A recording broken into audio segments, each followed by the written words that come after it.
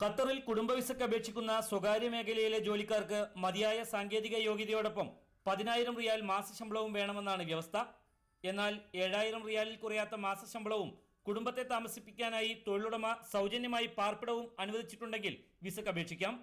അപേക്ഷിക്കുന്ന വ്യക്തി Qatar residence പെർമിറ്റിനൊപ്പം വിദ്യാഭ്യാസ യോഗ്യതയ്ക്കുള്ള സർട്ടിഫിക്കറ്റുകളും ഹാജരാക്കണം. ഇതോടൊപ്പം അധികൃതർ സാക്ഷ്യപ്പെടുത്തിയ വിവാഹ സർട്ടിഫിക്കറ്റും നിർബന്ധമാണ്.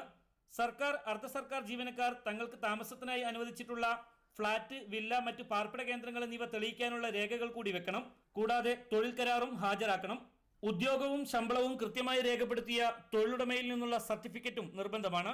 മാസശമ്പളം ബാങ്ക് അക്കൗണ്ട് വഴിയാണെന്ന് തെളിയിക്കുന്നതിനായി 6 മാസത്തെ ബാങ്ക് അക്കൗണ്ട് സ്റ്റേറ്റ്മെന്റും വേണം. സ്വകാര്യ മേഖലയിലെ ജോലിക്കാർ തങ്ങളുടെ തൊഴിൽ കരാറിന്റെയും സർട്ടിഫിക്കറ്റുകളുടെയും നോട്ടറി അറ്റസ്റ്റ് ചെയ്ത പകർപ്പുകളും ഹാജരാക്കണം. വിസ ഇഷ്യൂ ചെയ്യാനായി ഓരോ അംഗത്തിനും 200 റിയാലാണ് fees. Mujeeb Rahman, media 1, Doha.